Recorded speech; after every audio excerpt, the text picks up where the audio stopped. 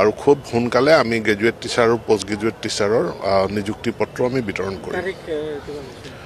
সম্ভৱতঃ 13 তাৰিখ কাৰণ ইয়াৰ কাৰণে আমি তেওঁলোকৰ ডিষ্ট্ৰিক্ট সিলেকশ্যন আমি প্ৰত্যেককে আমি অপশ্যন দিব লগা হৈছে আৰু কিছুমান পদ সকলো জিলাত নাই বিশেষকৈ পোষ্ট গ্ৰেজুৱেট টিচাৰৰ পোষ্টসমূহ সকলো জিলাত নাই গতিকে এইটো এটা নতুন আমি ছফটৱেৰ বনাই পেলাই তেওঁলোকক জিলাৰ অপশ্যনবিলাক দিবলৈ দিলোঁ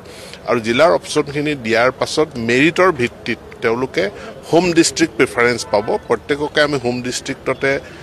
নিযুক্তিটো দিবৰ কাৰণে চেষ্টা কৰিম কিন্তু হোম ডিষ্ট্ৰিক্টত যদি পৰ্যাপ্ত সিমানখিনি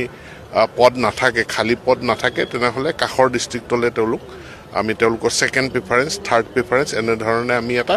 ফৰ্মুলা য'ত সম্পূৰ্ণ স্বচ্ছতা থাকিব কাৰো কোনো হস্তক্ষেপ নাথাকে গতিকে মেধাৰ ভিত্তিত গৃহ জিলাত আমি শিক্ষক শিক্ষয়িত্ৰীসকলৰ নিযুক্তি দিম কিন্তু জিলাখনৰ ভিতৰত তেওঁলোকে ক'তখন স্কুলত নিযুক্তি পাব